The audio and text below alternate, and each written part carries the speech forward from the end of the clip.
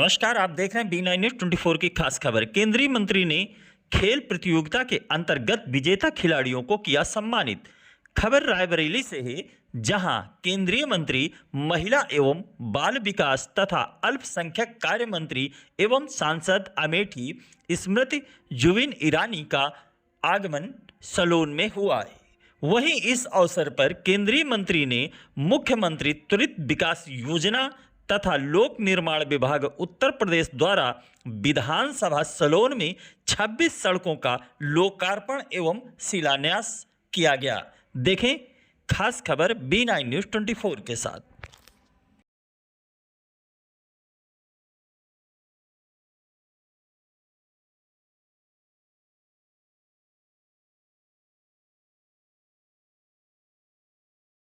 सम्मान नहीं कर पाते। आज तुमने समाज को ये संदेश दिया है कि अगर हम सब चाहें 100 नहीं 10। पीछे वाले नहीं बोल पा रहे, खाना खा के नहीं आए है नाश्ते की। बोलिए भारत माता की जय, भारत माता की जय। तो प्रांगण में आज के इस कार्यक्रम में प्रतियोगिता की चुनौती अगर आए तो हम उस चुनौती से नहीं घबराते, संस्कार भी लेकर चलते हैं, सभ्यता का ख्याल भी रखते हैं और खेलकूद की प्रतियोगिता में भाग लेकर हमसे कम उम्र की बेटियों को ये संदेश हमेशा मिलता रहता है। आज इस ऐतिहासिक अवसर पर चूंकि दीदी जी हमारे महिला सशक्तिकरण की प्रतीक है और आपके सौजन्य से आप लोग तालियों से स्वागत करिए ऐतिहासिक पल सलोन विधानसभा के लिए। और तो जो 50 साल में ना हो सका उसकी शुरुआत हमने गत 5 वर्षों में की। जो वादा दिया उस वादे को निभाया। अब उस वाले का तो पता नहीं। महिला की प्रतिभा को और प्रतिभा में सफलता पाने के बाद भी अगर उसे सम्मान की मुद्रा ना मिले तो देश की संसद में 33% आरक्षण का बिल पार किया कि अगर तुम चेयर नहीं दोगे तो वो कुर्सी प्रधानमंत्री खाली करा देंगे। इसलिए आज बहनों का विशेष आभार, विशेष अभिनंदन। ये 26 सड़कें आज जो आपको समर्पित की गई है, ये मात्र विकास की उस यात्रा का एक अंश है जिसकी शुभ शुरुआत मैंने दल बहादुर कोरी जी के सानिध्य में इस विधानसभा क्षेत्र में की थी। आज जब मैं दल बहादुर कोरी को याद करती हूँ, 1,30,000 महिलाएं दौड़ में भी भाग लेती हैं और विवेक सिंह जैसे नेता फिर इसी रायबरेली में 1 वर्ष में 90,000 कोऑपरेटिव के नए मेंबर भी बनाते हैं। जो असंभव था वो संभव मोदी ने कर दिखाया।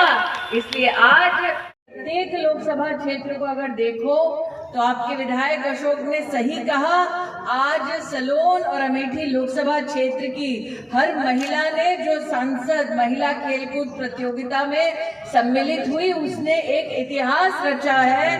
पूरी लोकसभा क्षेत्र में 1,30,255 बहनों ने,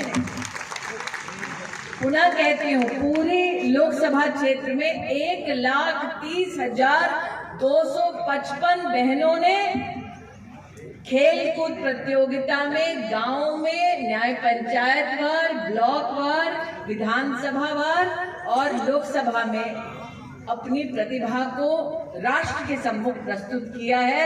ऐसी प्रतिभाशाली बहनों को ये मंच प्रणाम करता है और विशेष रूप से आपका वंदन एवं अभिनंदन करता है। और संघ 30 वर्ष से 50 वर्ष की आयु की बहनें, यहाँ इस मंच पर कुछ बहनों को हमने इनाम दिया, सम्मान दिया।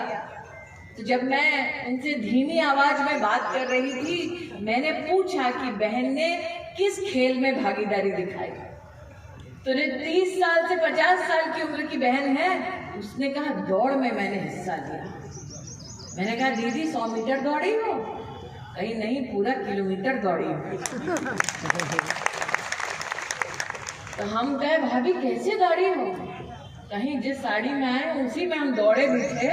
हमने दिखला दिया कि भले ही हम गृहिणी हैं, लेकिन जब प्रतियोगिता की चुनौती अगर आए तो हम उस चुनौती से नहीं घबराते, संस्कार भी लेकर चलते हैं, सभ्यता का ख्याल भी रखते हैं और खेलकूद की प्रतियोगिता में भाग लेकर हमसे कम उम्र की बेटियों को ये संदेश देते हैं कि उम्र चाहे जो भी हो, अगर संकल्प ले लिया औरत ने तो वो सफलता की चरम सीमा तक पहुंच ही जाती है।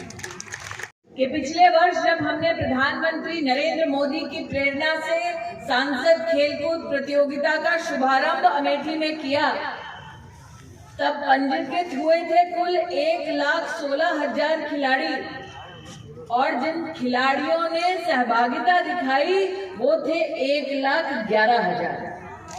पीयूष जी, आप हमारे प्रभारी हैं। प्रधानमंत्री जी बार बार कहते हैं कि हमारे देश की बेटी, हमारे देश की महिला पुरुषों से कम नहीं। हमको लगा कि रिकॉर्ड पिछले साल स्थापित हुआ 1,11,000 के चलते, लेकिन सही रिकॉर्ड तो आज स्थापित हुआ है जब पूरे लोकसभा क्षेत्र में 1,30,055 बहनों ने 1,30,255 बहनों ने खेल कूद की प्रतियोगिता के माध्यम से समाज को एक अनूठा संदेश दिया।